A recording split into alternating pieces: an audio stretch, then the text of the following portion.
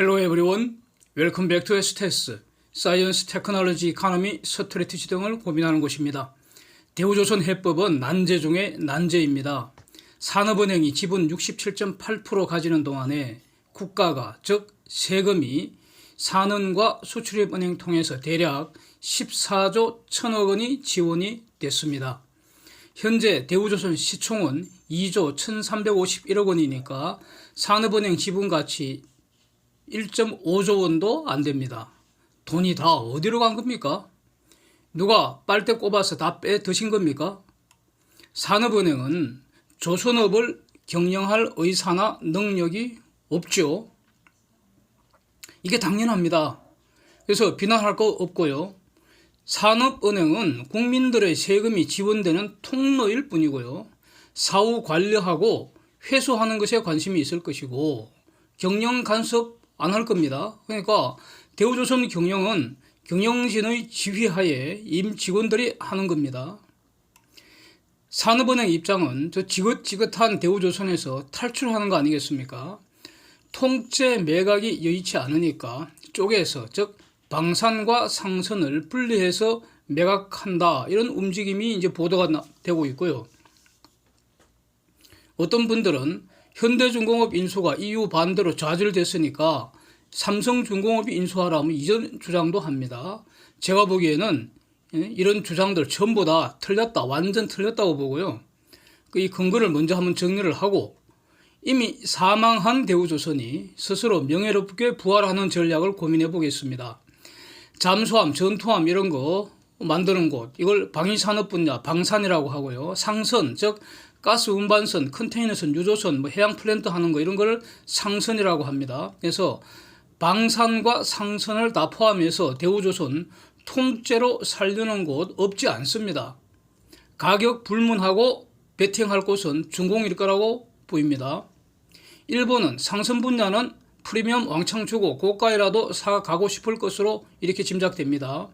일본은 철수하였던 LNGC 분야 다시 진입하는 거 고려하고 있다, 이런 영상을 이전에 다룬 바가 있지 않습니까? 그런데 어느 경우에나 해외 매각은 가장 먼저 옵션에서 지워야 한다고 봅니다. 중공은 방산의 경우 적국에게 군사기밀 노출되는 안보 문제가 있습니다. 중공은 대한민국의 적국입니다. 향후 남북 통일 과정에서 중공과의 일전 불사한다는 단호한 자세가 지금부터 필요하다고 생각합니다. 남북 통일 준비 전략의 핵심 중에 하나라고 생각합니다. 상선의 경우에도 중공의 국가적 염원인 LNG 추진 선박 이 분야를 포함해서 선박 기술 곳곳에서 한국에 지금 여러 수 뒤지고 있고요. 한국 추월하는 것, 한국 따라잡아서 추월하는 게 중공의 국가적 염원으로 보이는데, 그래서 저런 곳에다가 기술 유출할 수 없기 때문입니다. 일본은 영원한 한국의 경쟁자이고요. 분명히 일본은 친하게 지내야 하고 매우 중요한 동반자이지만 핵심은 선의의 경쟁자이기 때문에, 그래서 일본한테 저걸 파느니 차라리 파산시키는 게 낫다고 봅니다.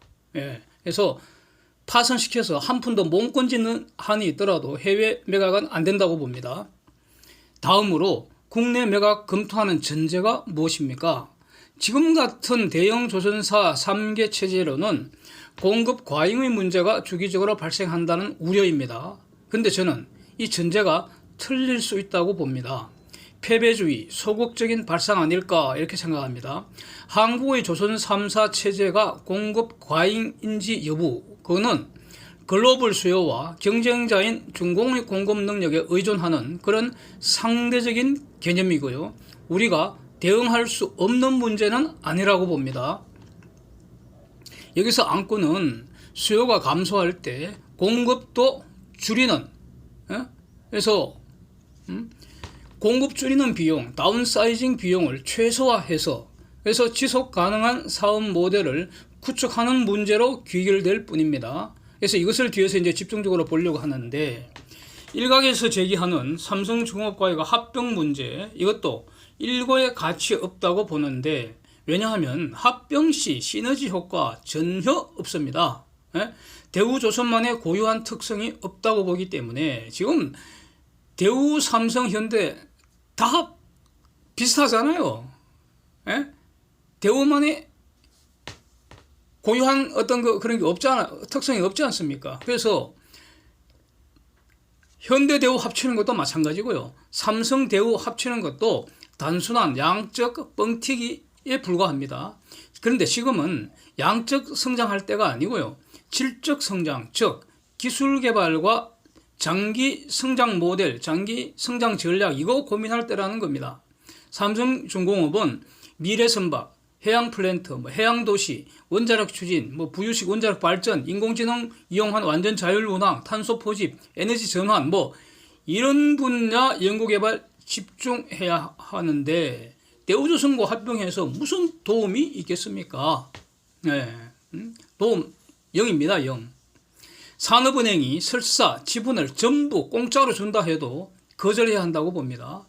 이유는 막대한 부채, 그 다음에 골칫덩어리 노조를 일괄 인수해야 하기 때문입니다. 컨틴전시 라이어빌리티, 대표적인 게 노조의 깽판 비용입니다. 이걸 떠안게 되기 때문에 공짜도 거절해야 한다는 겁니다. 대우조선 인수 비용을 삼성중공업의 미래 기술 개발에 투자를 해야 합니다. 예? 차라리 해양 인공지능 분야 해외 전문 스타트업에 투자하는 게 더 낫다는 겁니다. 예. 그 다음에 가령 포스코나 한화 등이 인수하는 거 이거는 상황 개선에 전혀 도움이 안 된다고 봅니다. 현재 상황과 본질적으로 달라질 거 하나도 없기 때문입니다. 새로운 전주를 등장시켜서 기존의 빨던 세력들의 그 빨대 생명을 잠시 연장시킬 뿐이고 문제는 반복된다. 저는 이렇게 봅니다. 예? 심각하죠? 분리 매각한다고 문제 해결 안 되고요. 그리고 방산과 상선을 과연 분리할 수 있을지도 매우 의문입니다. 물리적 분리는 가능하겠으나 경제적으로 불가능하다고 봅니다. 왠고하니 방산 분야 간접비 부담이 지금 분리하면 급증하게 되니까 현대중공업 이외의 기업이 방산만 인수해서는 독자 생존 불가능하다고 보고요. 현중으로 간다면 이것은 방산 독점이니까 이것도 가능하지 않다고 보고요. 삼중이 방산을 인수할 필요 없다고 봅니다. 삼중은 전략적으로 지금 상선에만 특화를 하고 있지 않습니까? 예? 이거 지금 계속 하도록 에너지 집중하도록 하는 게 중요합니다. 하여튼 조선 업체가 방산을 인수를 해야 하는데 왜냐하면은 조선 분야가 방산하는 게 기본적으로 배 만들고 잠수함 만드는 거기 때문에 그렇습니다. 대우가 계속 하는 것이 그래서 가장 좋습니다. 희망은 여기서 희망을 본다면 지금부터는 한국의 방위산업도 글로벌 주력 산업이 될 수 있다는 거 아닙니까? 아시아 방위산업 시장 저거 제패할 수 있고요. 이미 상당 부분 지금 제패했지 않습니까? 그 다음 그걸 발판으로 글로벌 방위산업 강자로 지금 성장할 수가 있습니다. 그래서 대우조선의 그 방위산업 부문이 또 다른 기회를 분명히 잡을 수도 있습니다. 지금 그 이슈로 떠오르고 있는 4세대 SMR 소형 모듈 원자로 이게 상용화 된다면 그러면 독자적인 원자력 추진 잠수함 만들고 수출할 수도 있는 거 아니겠습니까? 한국의 방위산업은 이미 글로벌 강자로 부상했다고 보는 것이 맞을 것 같습니다. 가령 고동훈련기도 있고요. 경공격기인 FA-50 이것도 있고요. 얼마 전에 1회 비행 성공한 거 4.5세대 그 초음속 전투기 KF-29-1도 있지 않습니까? 예? 더 나아가서 5세대, 6세대 전투기까지 지금 한국이 개발 가능한 상황이 됐습니다. 한국은 강력한 미사일 대국입니다. 예? 한국은 미사일 대국입니다. 예? 그 다음에 이런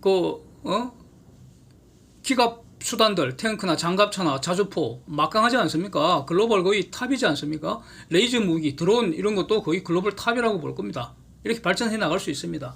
그래서 방위산업도 한국의 전략산업이 이미 되었다 이렇게 봐야 하고 그러니까 이제 대우조선이 강점을 가진 잠수함이나 함정 분야도 앞으로 무인화, 자율화 될 수 있다. 즉 무인 자율 운항 그 원자력 추진 잠수함 이거 앞으로 대우조선이 할 수 있다고 저는 그 뭐 이렇게 그저 이런 부분은 신뢰를 하겠습니다.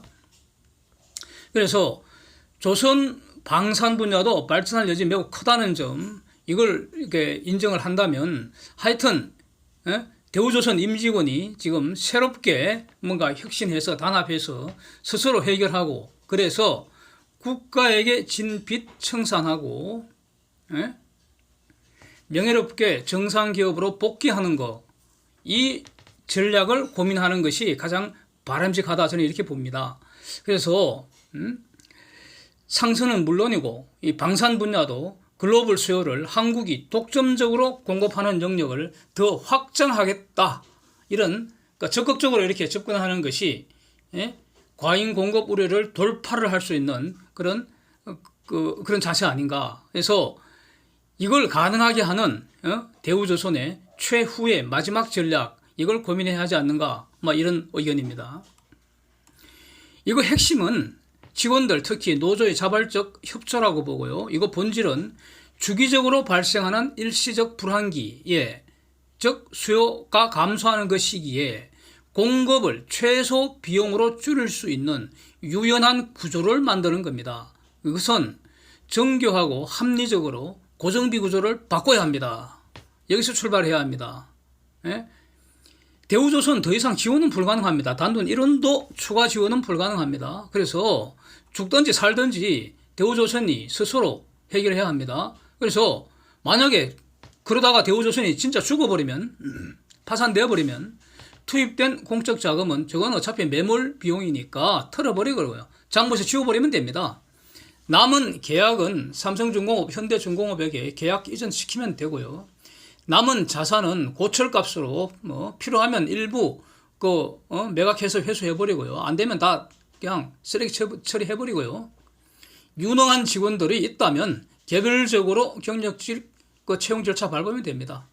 그래서 투입된 공적 자금 전부 포기하더라도 해외 매각은 안 된다는 거 다시 말씀드리는 것인데 만약에 대우조선이 달라져서 지금과 다른 방식으로 스스로 독자적으로 살아남으면 그러면 한국조선 3사가 중공기업들을 따돌렸다는 뜻이고 이는 글로벌 독점 공급자 지위를 더 확장했다는 의미이기 때문에 자연스럽게 3사 체제가 더 단단하게 자리 잡게 되는 거고 그러되면은 시가총액은 확 올라갈 테니까 산업은행은 높은 시가로 공적 자금 회수하는 그런 해피엔딩이 될 수 있는 건데 그 방안을 이제 본격적으로 한번 고민을 해보겠습니다. 지금 대략 앞으로 적어도 한 5년 길면 한 10년 정도 이렇게 조선업 슈퍼사이클은 진행된다고 보기 때문에 즉 수준은 된다는 겁니다. 대우가 만든 배 사갈 고객은 해외에 있다는 겁니다. 대략 10년 정도 대우조선의 수주 능력은 인정을 하겠습니다. 그렇다면 남는 것은 집중해야 할 건 뭡니까? 비용 줄이는 겁니다. 비용 줄여야 됩니다. 비용은 지금 임금과 이자 비용이 중심이 됩니다. 그래서 2022년 1분기 분기 보고서에서 임원 직원 급여와 손익계산서 보겠습니다. 급여 자료 보시면 직원 평균 1800만원, 임원 평균 319 100만원, 대략 18배 차이 납니다. 대우조선은 이미 여러 번 죽은 몸입니다. 저거 죽어서 무덤에 파묻다가 마지막 흙 파 묻어버리려다가 다시 끄집어내 갖고 숨쉬게 해준 거 아닙니까? 그런데 사원보다 사장과 임원들이 연봉 더 받아서는 안 된다고 봅니다. 예? 실적 없어서 맨날 혈세로 밥 먹는 것들이 급여를 왜 직원들 18배나 받아갑니까? 양심이 지극히 불량하지 않습니까? 망한 회사 사장 임원 무슨 소용입니까? 그 죽은 시체와 같은 거 아닙니까? 그래서 죽은 시체는 살아있는 개보다 못하지 않습니까? 사장과 임원들 연봉을 신입사원 초임으로 연동시키면 안 됩니까? 예? 신입사원도 다 먹고 살고요. 저축도 하지 않습니까? 근데 사장은 왜 안 됩니까? 기타 간부들, 부장, 과장들도 말할 거 없죠. 연봉을 대졸 신입사원 초임보다도 연봉 한 10,000원 정도만 더 줘서요. 실질적으로 차이 없도록 이렇게 팍 줄일 수 없습니까? 그런데 여기서 가령 양육할 자녀들이 있는 분들이라면 자녀들이 다 장성해서 그러니까 독립했다면 더 줄 필요 없고요. 당연히 양육할 그런 자녀들이 있다면 뭐 초등생, 중고등생 이렇게 자녀들이 있다면 직급 상관없이 양육비하고 학자금은 국내 평균 실비 수준으로 이렇게 지원을 해주고요. 먹고 살고 교육은 시켜야 되지 않겠습니까? 후손들 교육은 시켜야죠. 그 다음에 다른 복리후생 같은 거는 회사에서 출근하고 일만 집중하는데 지장이 없도록 실질적으로 이제 설계를 해주고요. 그래서 기본적으로 이런 사실에 동의하는 사람들만 회사가 채용을 하고 동의하지 않으면 제발 떠나라는 겁니다. 원하는 사람들만 함께하고 원하지 않으면 떠날 자유가 있다는 거 다시 확인한다는 겁니다. 떠나라는 겁니다. 싫으면. 그래야 하급직 특히 그 생산직 직원들 회사 내 그 상대적 임금 격차로 불만이 줄어들지 않겠습니까? 주 52시간 규제를 풀어버려서 일거리 있을 때 일 더 하고 싶은 사람들 더 하게 해서 그래서 사장보다 용접 사원이 임금 더 받아갈 수 있도록 그 가능성을 열어두었으면 좋겠습니다. 그래서 지금 최소한 사장과 전 임원들 일괄사표 받아서 다시 구성하는 것은 불가피한 것 같습니다. 만약에 다 떠나고 일할 사람 없다면 고민할 거 없이 뒤도 보지 말고 바로 파산하고 청산시켜버리자 이겁니다. 투입한 돈 14조 원 다 날려도 대한민국 번성하는데 아무 지장 없다고 봅니다. 어차피 저거 매몰 비용이고요. 추가 지원하면은 그만큼 추가 손해가 날 뿐입니다. 손익계산서 보겠습니다. 이거 어지럽습니다. 이거 머리가 핑 돕니다. 매출액 분기입니다. 1분기 금년 1분기 매출액 1조 1250억에 매출 원가가 1조 6470원이고요. 금융수익 848억 원인데 금융비용이 1585억 원입니다. 비용을 줄여야 하는데 줄일 것은 현실적으로 임금과 이자뿐입니다. 금융비용 줄이려면은 빚을 갚아야 합니다. 빚을 갚아야 합니다. 빚 갚는 거 돈이 있어야 되는데 대우조선이 돈을 프린트할 수도 없고요. 세금 더 달라고 할 수도 없지 않습니까? 세금 더 지원하면 안 된다는 겁니다. 그러면 어떻게 합니까? 벌어서 갚아야 합니다. 그런데 버는 거는 수주가 말하는 겁니다. 수주는 된다고 했잖아요. 벌 수는 있다고 했잖아요. 그러면은 비용을 줄여야 하지 않습니까? 비용 줄여서 빚을 갚아야 합니다. 여기서 문제는 공짜 좋아하는 그 사람들, 특히 공짜를 무력 투쟁으로 쟁취를 하려는 사람들, 이런 사람들 본질은 저는 마귀라고 봅니다. 이런 분들이 부채를 자본 전환하자 이런 말씀들을 하시는데 이것은 아주 마귀 중에서도 악질 마귀가 꼬시는 유혹하는 그런 속임수라고 봅니다. 이제부터는 절대로 1원도 자본 전환하면 안 된다고 봅니다. 그동안 많이 해줬지 않습니까? 돈 벌어서 빚 못 갚으면 바로 문 닫게 해야 합니다. 그동안 국가의 지원이 부족했다고 할 수 없고요. 대우조선에 돈을 덜 줘서 문제가 지속되는 거 아닙니다. 돈 더 주면 해결되겠습니까? 아니라고 봅니다. 이미 대우는 넘치도록 국가의 사랑과 지원을 받았습니다. 돈의 문제가 아니고 이제부터는 전적으로 대우조선의 임직원의 문제라고 봅니다. 돈 달라고 하는 만큼 줬어도 해결 못했기 때문에 추가로 돈 더 줘도 문제 해결 안 된다는 겁니다. 지금 뭐가 문제입니까? 대우는 죽어서 썩어가던 시체를 다시 살려서 기회를 여러 번 줬는데 이미 마지막 기회를 다 사용했습니다.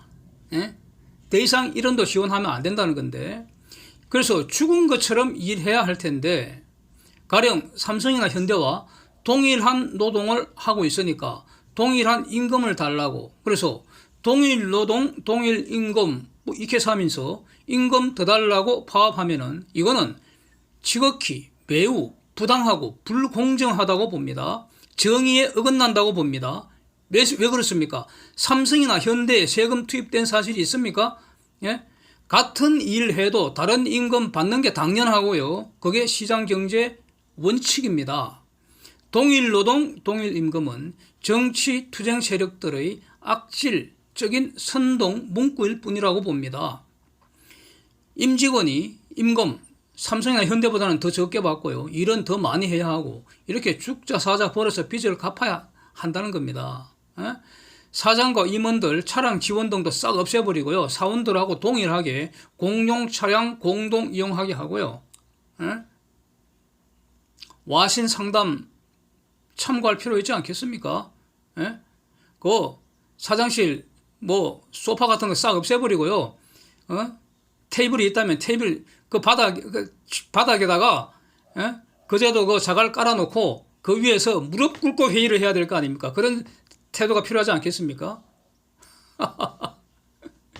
그래서 대략 한 10년 후에 살아남으면 그동안의 그 눈물 젖은 세월을 비로소 보상할 수 있는 그런 방안을 지금부터 설계하자 이겁니다. 그래서 핵심은 스톡 옵션 아닐까 싶습니다. 그 외에 다른 방법은 없을 것 같습니다. 산업은행 보유 주식이 7,274만 주이고요. 임직원이 8,413명인데 그래서 산원이 보유하고 있는 주식의 일부를 스톡 옵션으로 내놔서 풀으라는 겁니다. 그래서 가령 임직원에게 공평하게 한 1,000주씩 행사 가격은 20만 원, 행사 기간은 10년 후 이렇게 만약에 살아남으면 그러면 모든 임직원이 용접 신입도 요즘에 용접 신입도 그러면 한 10년 후에 이게 회사가 정상화되면은 목돈 한 2억 원 정도 일단 모든 8,413명 모든 그 임직원이 공평하게 일단 챙기고요. 추가로 사장과 임직원들에게 직급에 따라서 또 적절한 어떤 기준에 따라서 스탁 옵션을 추가로 차등 지원할 수 있다고 보는데 추가 지원하는 것은 가령 사장은 행사 가격 50만 원, 임원은 행사 가격 40만 원, 간부 직원은 30만 원 이렇게 하자는 겁니다. 어차피 지금은 종이 쪼가리고 나눠주는 겁니다. 현재 대우조선 주가 2만 원도 안 되고요. 시총 2조 원대인데 주가 50만 원 된다 한들 그 25배 상승해서 시총 50조 불과합니다. 이렇게 되었을 때 사는 지분이 가령 50%로 이제 떨어졌다. 남는 것은 스탁 옵션으로 뿌렸다는 거죠. 그렇게 가정하면은 사는 지분 가치 25조에 불과합니다. 투입된 공적 자금 14조 원보다 조금 더 많습니다. 그 기회비용 고려하면은 푼돈 수준에 불과합니다. 저 25조 원이 투입된 공적 자금 14조 원과 그동안의 기회비용 생각하면은 푼돈에 불과하다는 겁니다. 하여튼 요지는 대우조선은 죽을 거 살려준 국가에게 즉 산업은행에게 죽자사자 일해서 태산 같은 돈을 벌어줄 생각을 먼저 해야 한다는 겁니다. 그래야 임직원들도 자기들이 그 받은 스톡옵션 행사할 수 있고요. 그렇지 않으면 종이 조각이 된다는 겁니다. 저렇게 10년 동안 눈물 젖은 빵을 먹어도 성공 못할 수도 있습니다. 그게 인생이죠 뭐. 별거 있습니까? 여기서 정부에서 지원할 수 있는 거 글로벌 시장에서 수주는 대우조선이 하는 것이니까 정부가 어떻게 할 수 있는 방법이 없습니다. 비용 줄일 수 있도록 정부가 지원을 해야 하는데 임금과 이자 부분은 정부가 할 수 있는 게 저는 전혀 없다고 봅니다.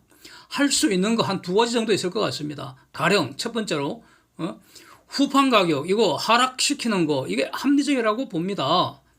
저는 아무리 생각해도 이거 20년 이전 수준으로 되돌린다. 즉 작년에 올렸던 거 전부 되돌리라 내려라 이렇게 주장을 해도 포스코가 할 말이 없을 것 같은데 원칙은 포스코 등과 조선사가 자율 협상하는 게 원칙입니다.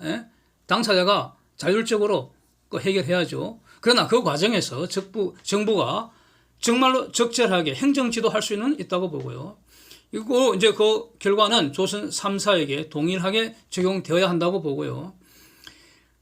두 번째로는 가령 화물창 같은 거 이거 가스 운반선의 화물창 중요한데 이미 가스공사하고 조선 3사가 합작해서 KC2 거의 이제 개발 다 끝난 것으로 보이고요.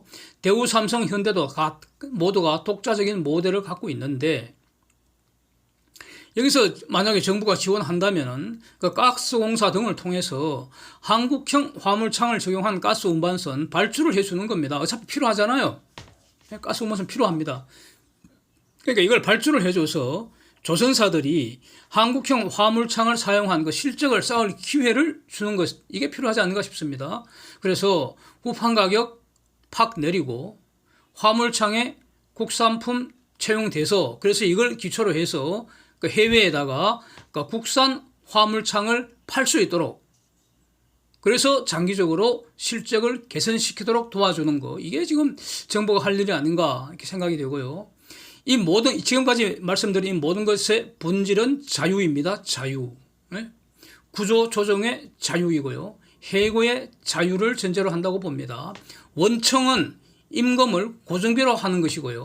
하청은 임금을 변동비로 하는 것인데 임금을 고정비와 변동비로 어떻게 설계할 것인가, 이거는 경영진이 판단할 수 있어야 합니다.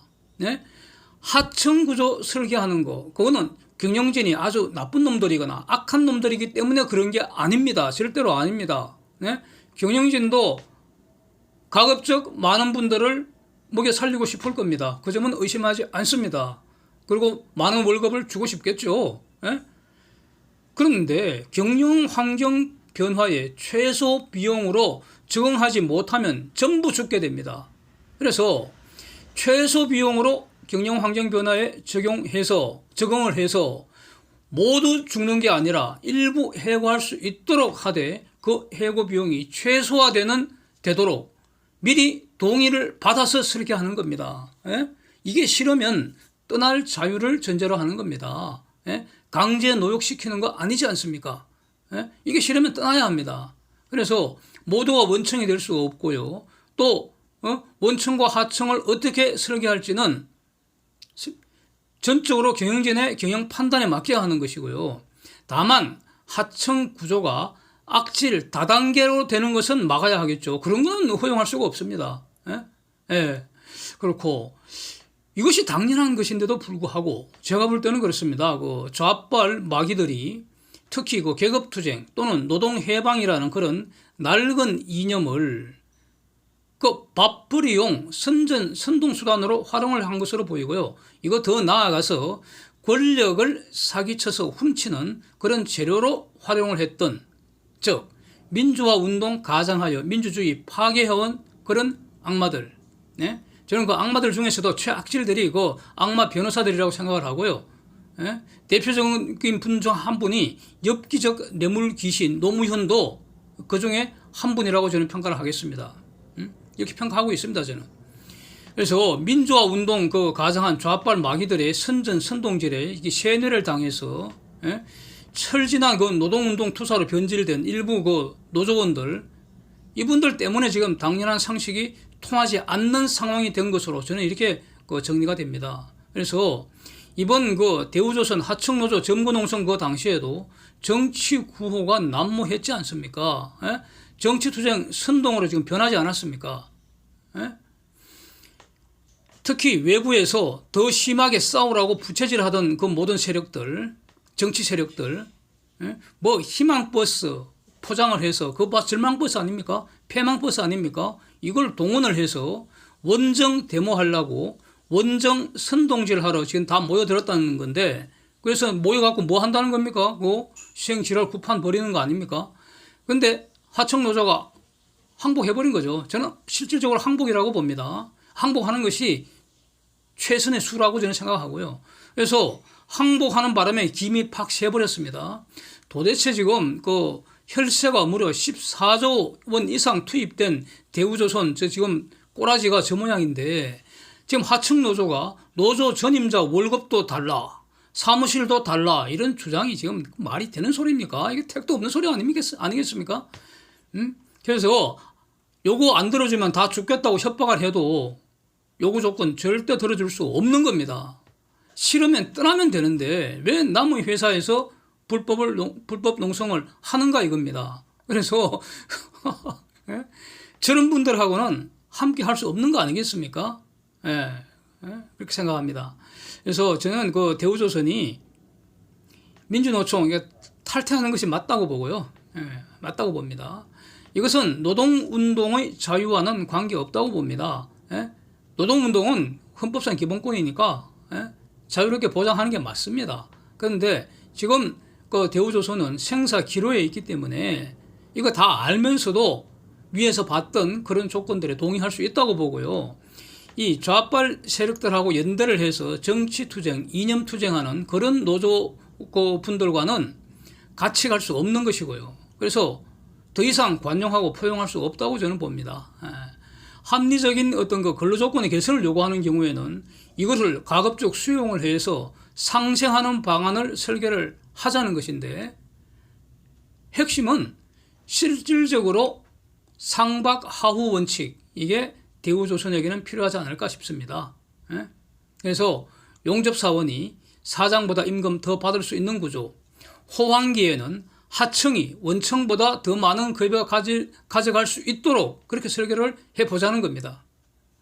그래서 이 모든 것은 대우조선 임직원들이 자유의지로 자기 자유의사로 선택할 문제라고 생각합니다. 더 이상 추가 지원은 어떤 경우에도 불가능하기 때문에 살든지 죽든지 대우조선 너가 하고 싶은 대로 하라는 겁니다. 선택하라는 겁니다. 죽겠다면 주저없이 바로 파산 청산시켜버리고요. 대우조선 임직원이 달리 생각하고 달리 행동해서 마지막 살 기회를 잡아서 죽었다 생각하고 다시 한번 해보겠다면 그 방안은 바로 위에서 봤던 저런 걸 중심으로 다시 한번 시작해 볼 수 있지 않을까 이런 의견입니다. Thanks for watching. See you next.